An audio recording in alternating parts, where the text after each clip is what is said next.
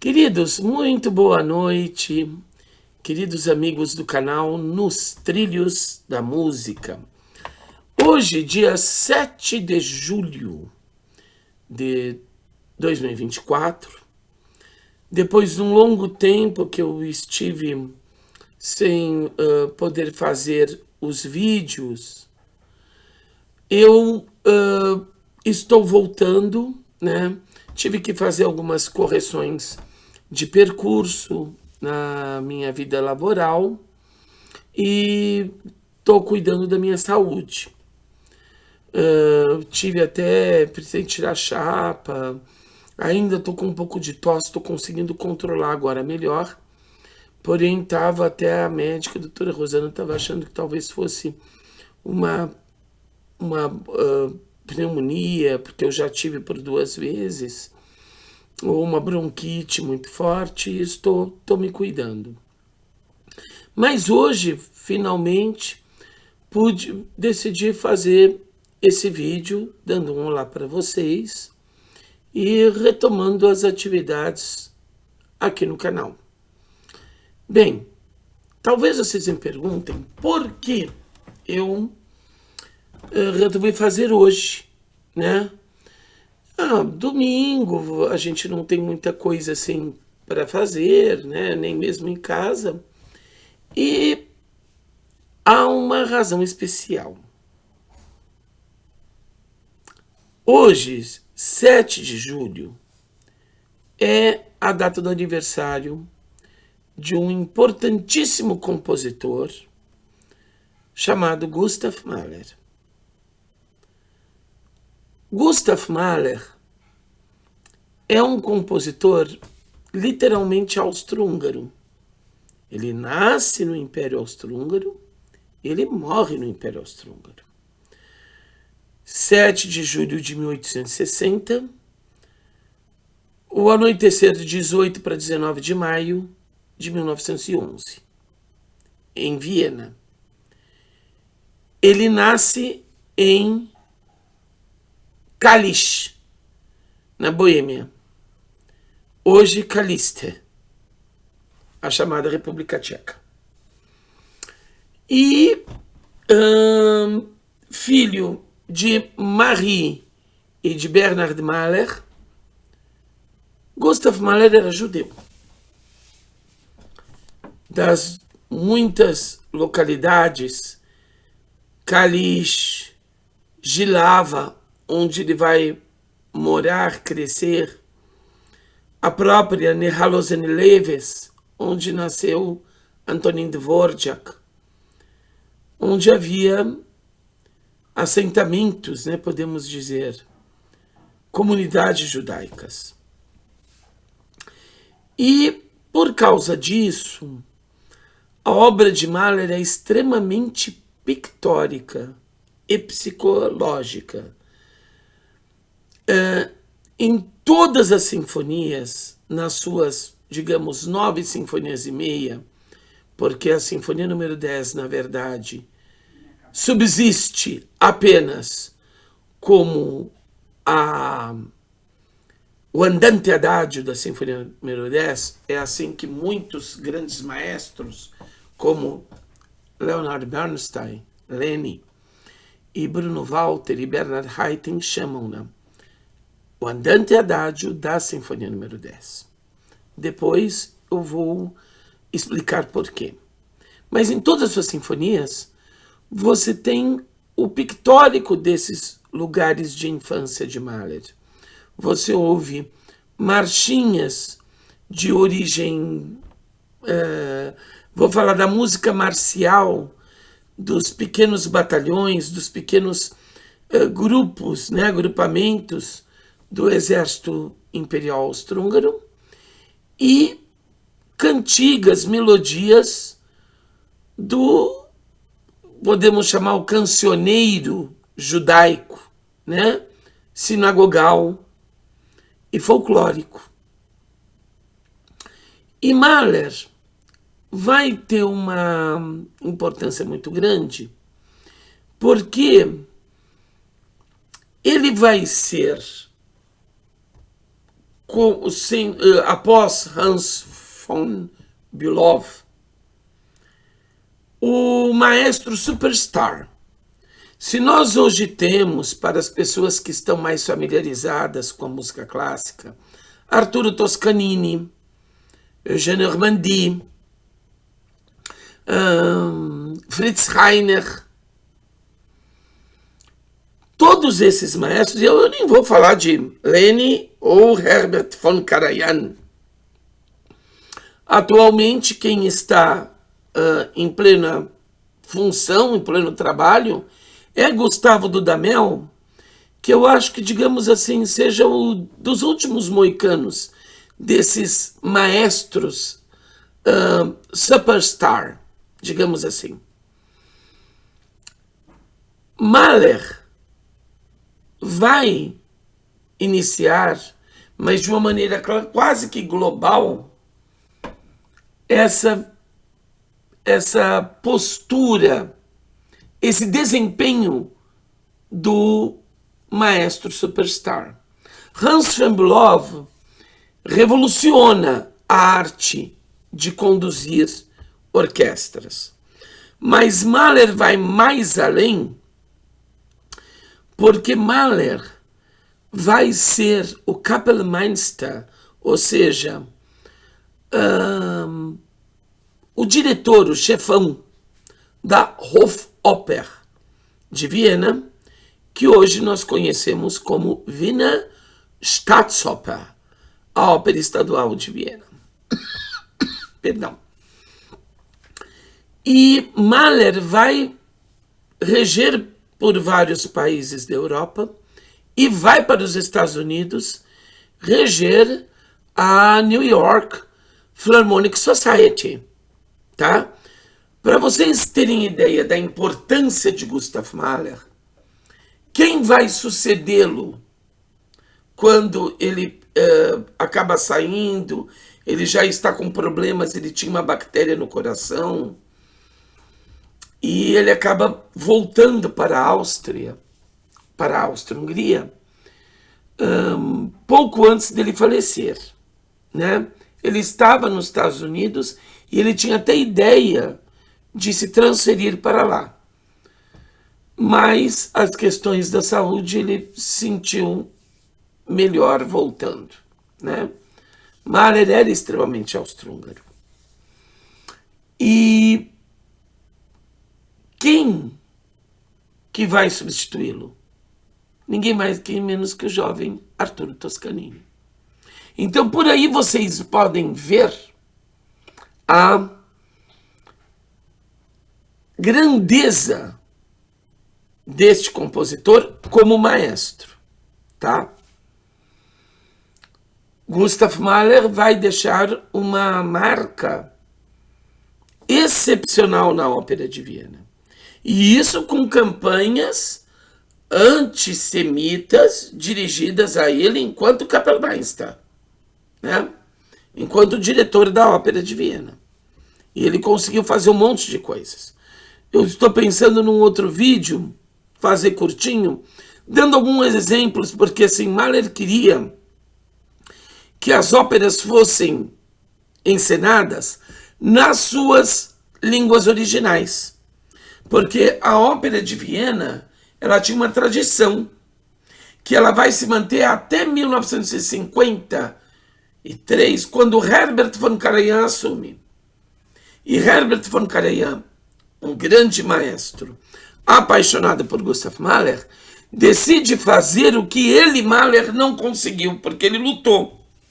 Mas por causa da questão do antissemitismo, as implicâncias, o Mahler falou, tá, vamos deixar quieto. Que é fazer com que as óperas sejam encenadas em suas línguas originais e não no alemão. Antes disso, você tinha a Carmen, fabulosa encenação, regida por grandes maestros, em alemão.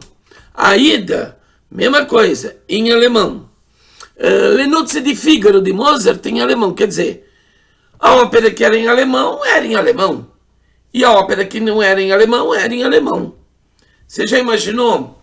Vocês já imaginaram?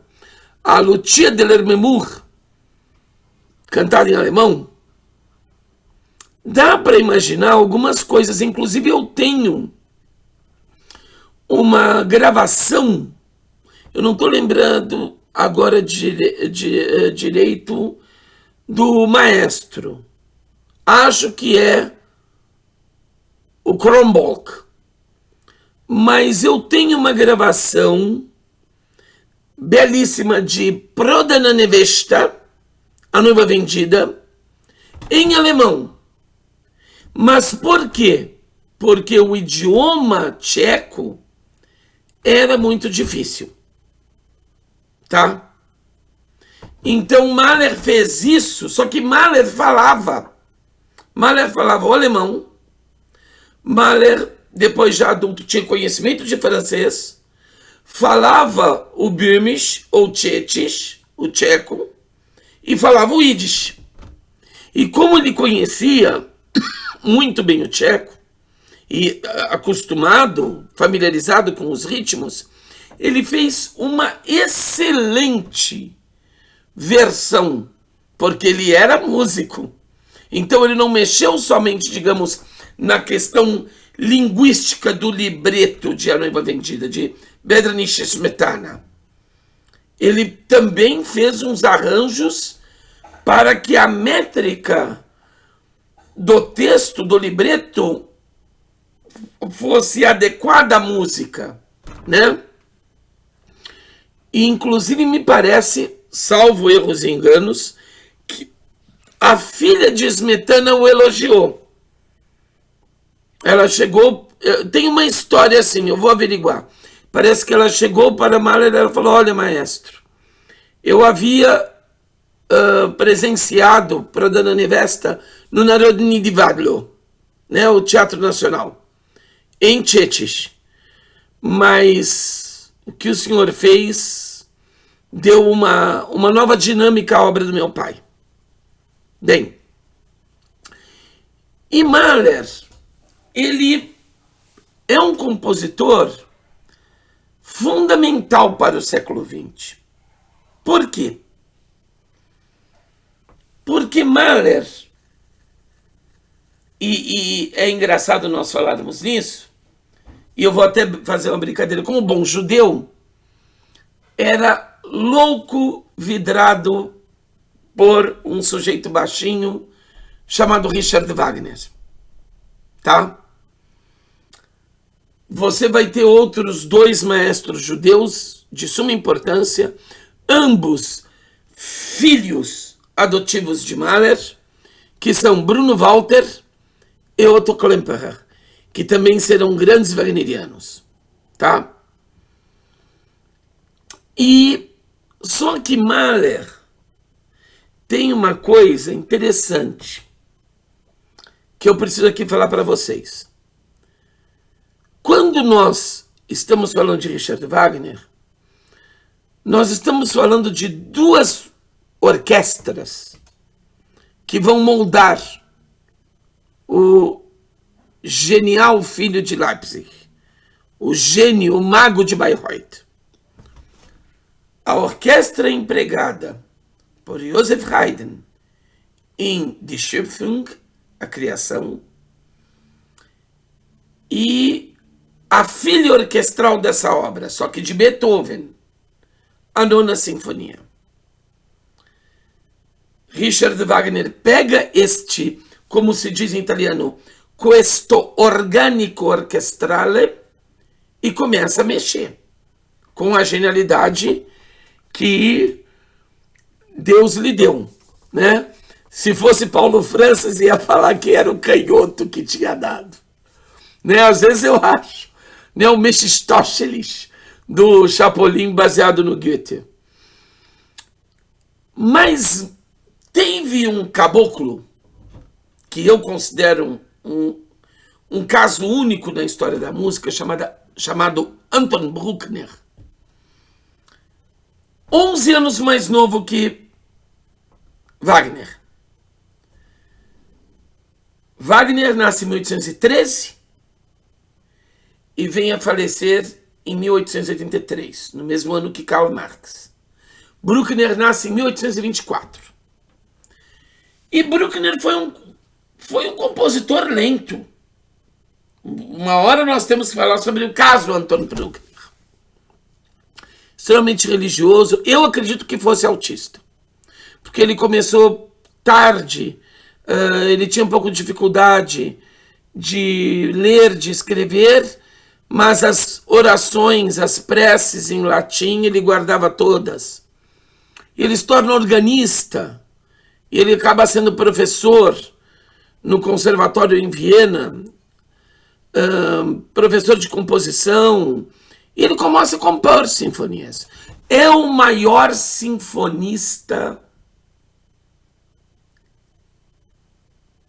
Aí você vai falar, mas Bernardo e Mahler, calma. Mas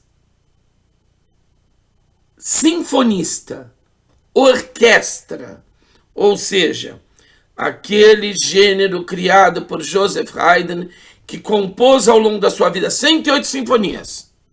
Aí, Wolfgang Amadeus Mozart, 41 sinfonias. Ludwig van Beethoven, 9 sinfonias.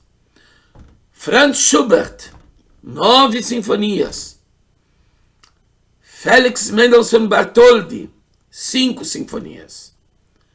Robert Alexander Schumann, 4 sinfonias. Johannes Brahms, o terceiro B alemão, 4 sinfonias. E Anton Bruckner, 9 sinfonias. Todas orquestrais. Todas.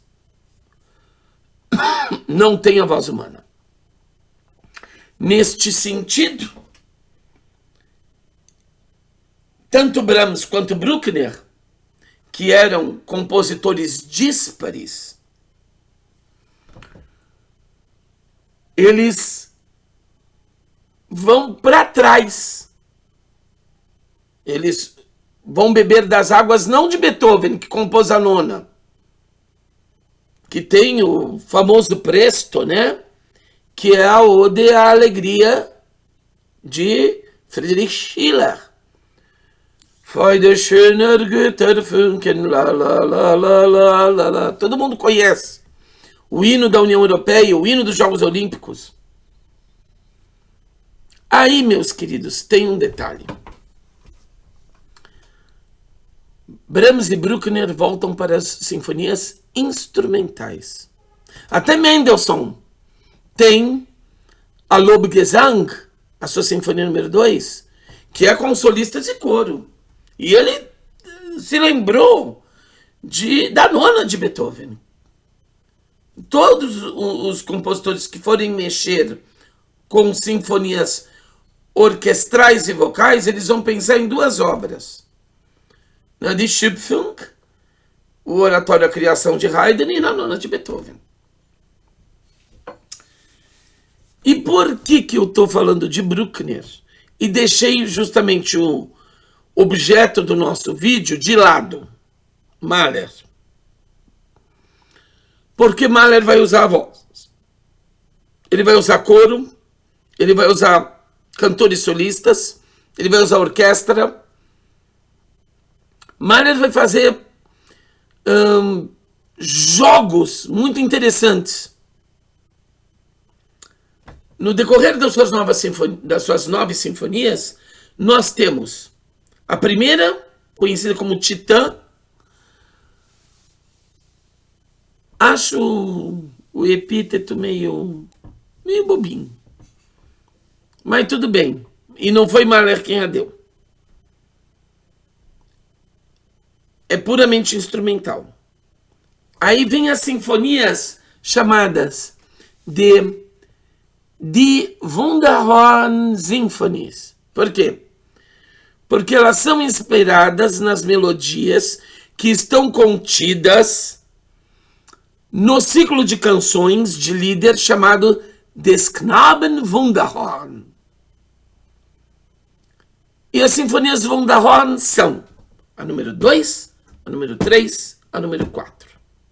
Número 2, soprano e mezzo, contralto e coro. Número 3, contralto ou mezzo-soprano dramático e coro. Número 4, soprano ou mezzo-soprano lírico só e orquestra, que para mim é a minha favorita.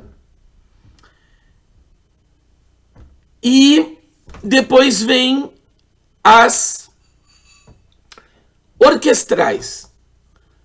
A quinta, a sexta e a sétima. E aí vem a sinfonia número 8, chamada de 2.000 executantes.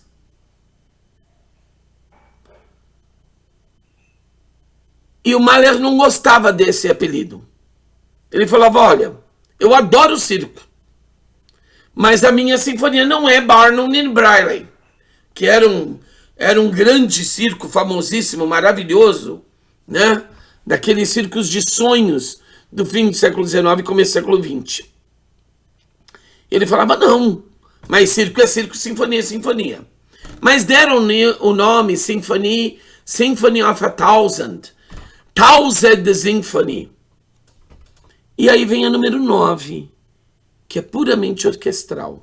E que Mahler, que era meio supersticioso, falava, não, eu não vou compor uma nona, eu vou compor um poema sinfônico. Mas era a nona sinfonia. E finalmente vem o Andante Adagio da sinfonia número 10. Mahler era um caboclo muito, muito meticuloso. Como o pessoal diz no interior paulista, sistemático. Tá? E ele tinha no diáriozinho dele tudo feito assim. Primeiro movimento, segundo movimento, terceiro movimento, sabe, da sinfonia número 10. E ele escreveu no caderninho dele de pauta, né, no pentagrama, vários compassos, mas o movimento que ele compôs de A a Z é esse primeiro movimento, o Andante Adagio. E na verdade, esse movimento, junto com as folhas da partitura do Andante Adagio, estavam cartas destinadas à alma Mahler. E que ele pediu que só abrisse depois que ele morresse, quando ele percebeu que ele estava já terminando a sua jornada terrena. E é um canto de amor, né? Tanto que ele escreve no final da partitura do Andante Adagio, adeus, minha querida música para cordas. Né? Era um Abschied von meine beliebte Streichmusik. E ele falava com alguns amigos como Bruno Walter, como o Sigmund Freud. Eu estou me inspirando no Eine kleine Nachtmusik de Mozart. E então, as sinfonias de Mahler, elas são sinfonias, mas elas são sinfonias de um novo sentido. E que vão inspirar figurinhas. Espera só para vocês verem. Gustav Mahler vai inspirar Arnold Schoenberg, o pai do dodecafonismo. Alban Berg, digamos o tio e padrinho do dodecafonismo. O próprio, aí um pouco menos, Anton Webern é um pouquinho menos, mas é dodecafonista. E vai inspirar também um rapaz, 4 anos mais novo do que ele, nascido em München, em Munique, que se chama Richard Strauss, que vai ser muito influenciado por Mahler. Assistia, começa a reger, porque ele vai ser também maestro, vai ser muito famoso como maestro, e ele vai beber de Mahler, e ambos vão beber de Bruckner. Quando você vê os sopros, sobretudo os metais, em ambos os compositores, mais em Mahler, mas muitas vezes em Richard Strauss. Por exemplo, na cena final da Salomé, você fala, opa, já ouvi isso antes. Onde você vai? Vai lá na quarta sinfonia de Bruckner, a romântica. Ou vai na sétima, que era a favorita de Herbert von Karajan. E você vai lá, então quer dizer que os dois meninos, o Gustav e o Richard, beberam dessa água. A água do velho Anton Bruckner. Exatamente. Sendo que Mahler nunca foi aluno de Anton Bruckner, mas ele se inscrevia nas palestras e nas aulas, porque ele admirava, e ele ficou muito amigo de Anton Bruckner. Bruckner era muito carinhoso com os jovens, ia aos concertos, assistia, incentivava. É uma diferença que ele tinha de Brahms. Brahms era um velho arredio.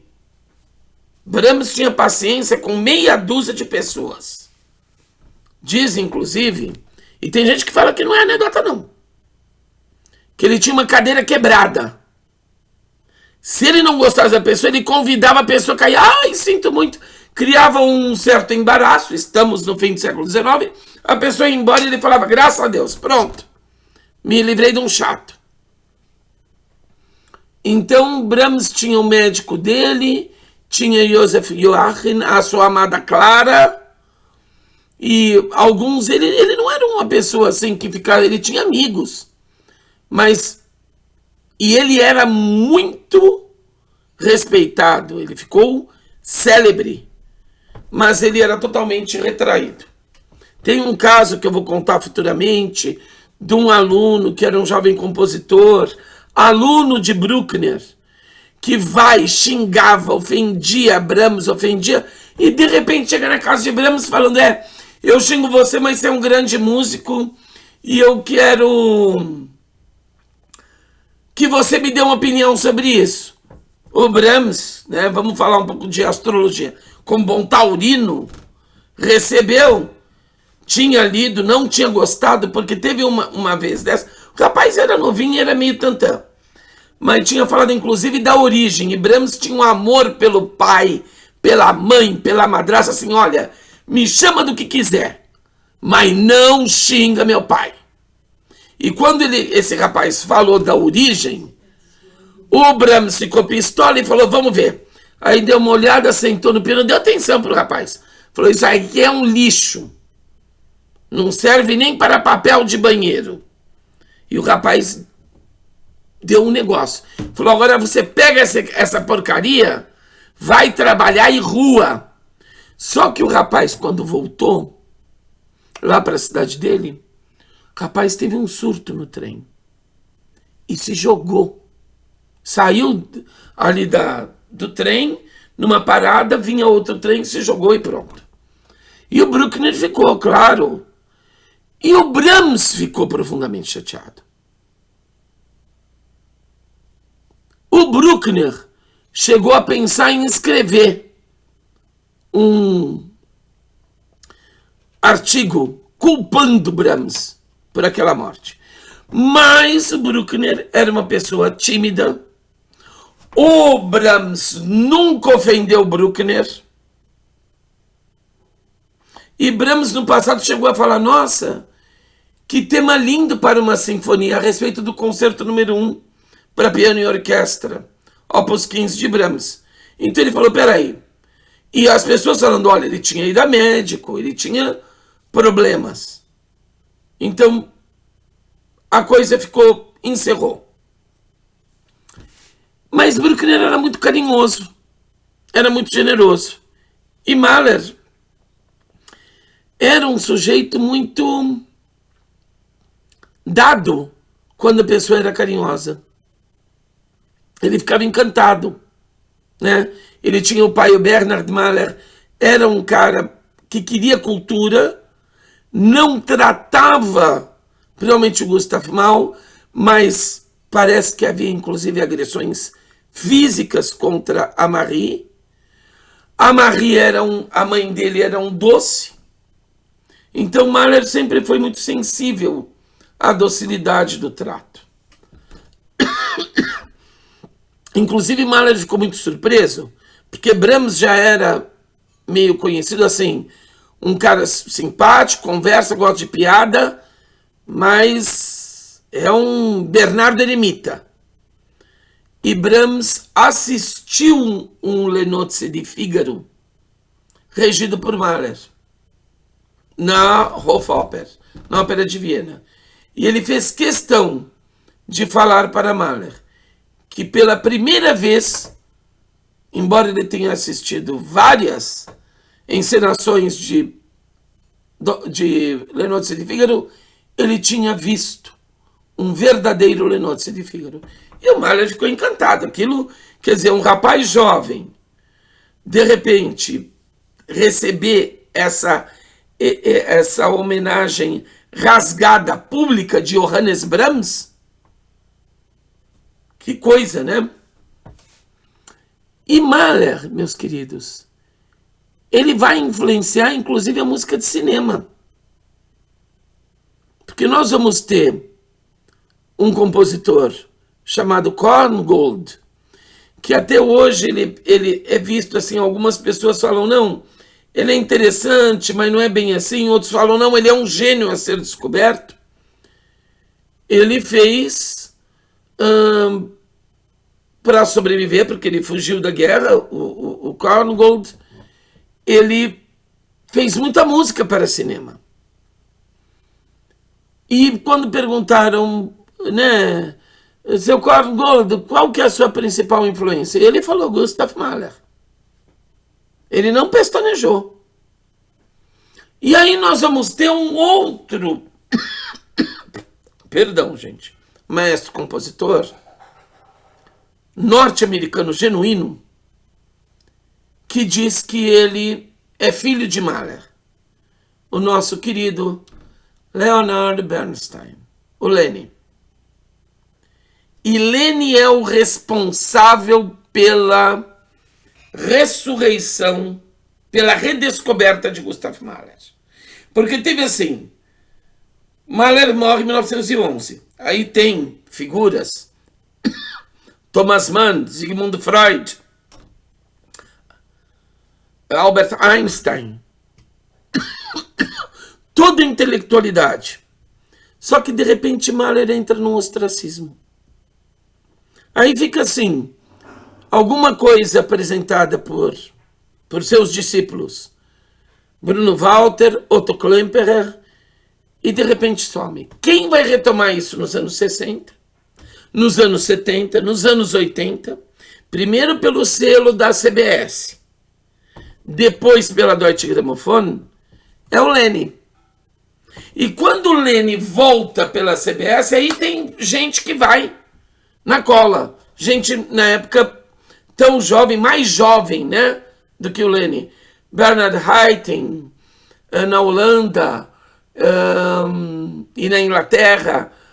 O Loren Maazel,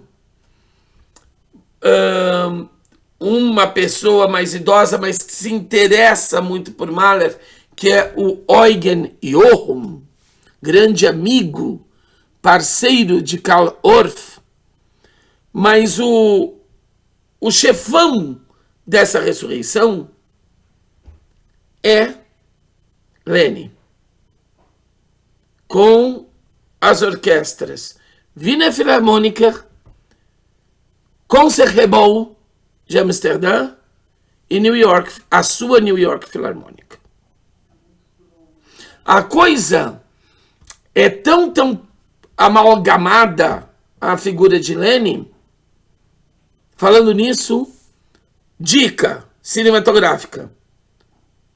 O Maestro, se eu não me engano, está na Netflix. Maravilhoso filme biográfico sobre Leonard Bernstein. Maravilhoso. Tem que ser visto.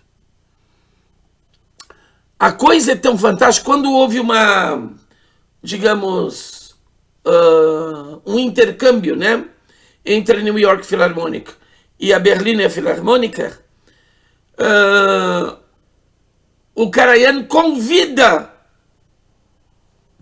o Lenny para reger a 9ª Sinfonia com a Filarmônica de Berlim. E eu tenho essa gravação e é maravilhosa. É fantástica. A única gravação que vocês encontrarão do Leni à frente da Berliner Philharmoniker é justamente Mahler, tá? E ela foi inclusive revertida para todo porque ela foi feita ao vivo, uma apresentação. E a apresentação e a gravação tiveram suas rendas revertidas à Anistia Internacional. Então, meus queridos, o que eu tenho para falar para vocês neste momento é o Es lebe Mahler. Mahler soll leben. Viva Mahler. Mahler precisa viver. E como nem só de pão vive o homem, como se diz um outro judeu lá um pouquinho para trás,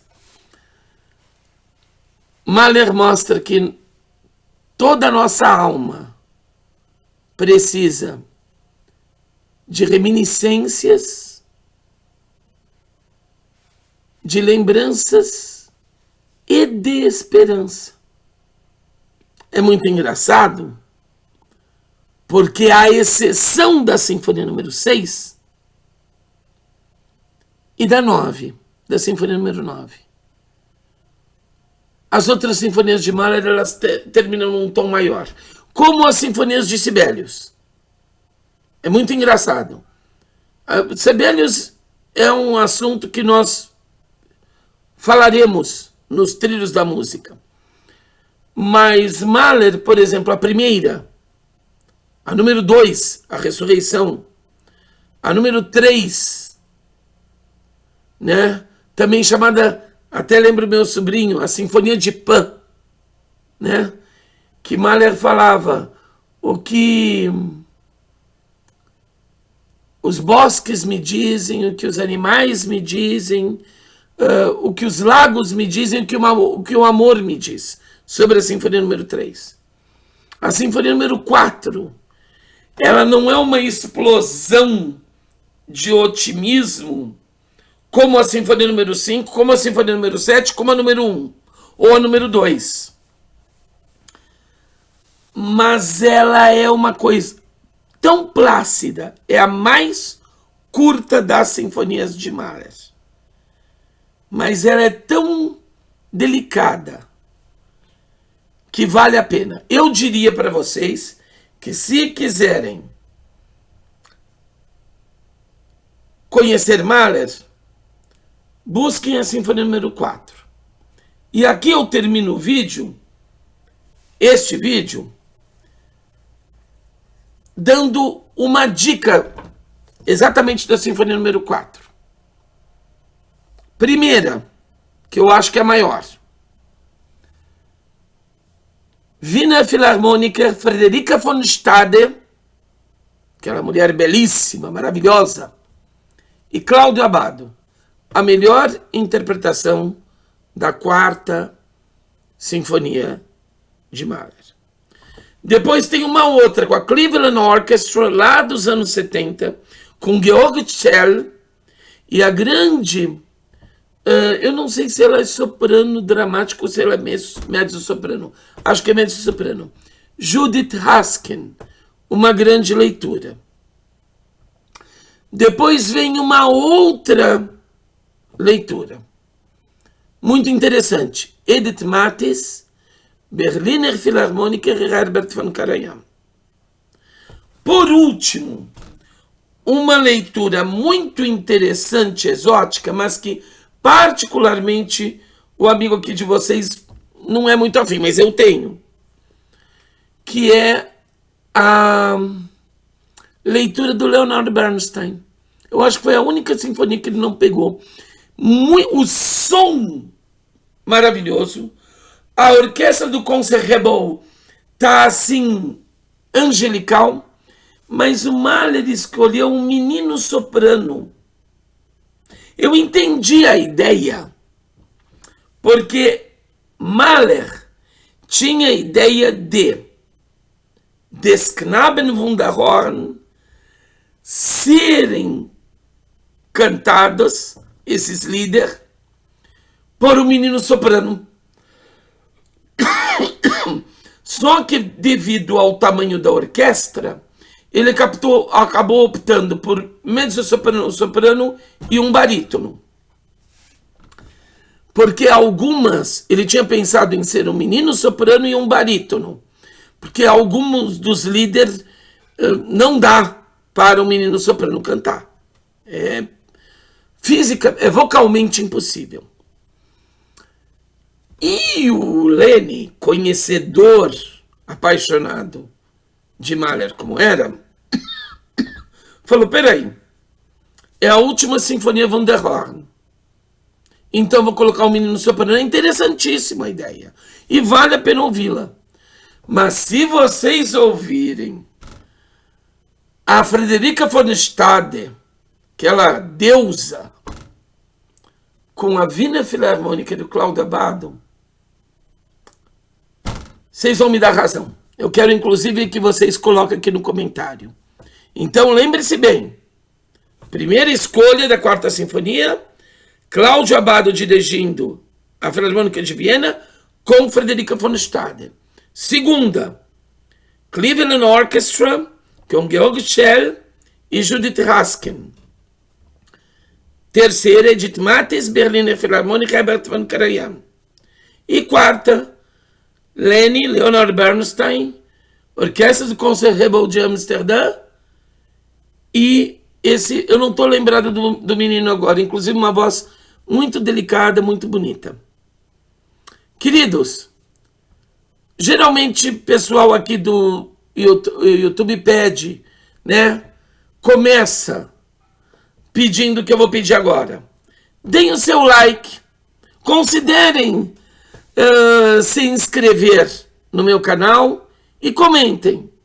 E me ajudem a aumentar esse canal, trazendo mais coisas que compartilho, que amo, compartilhando com vocês.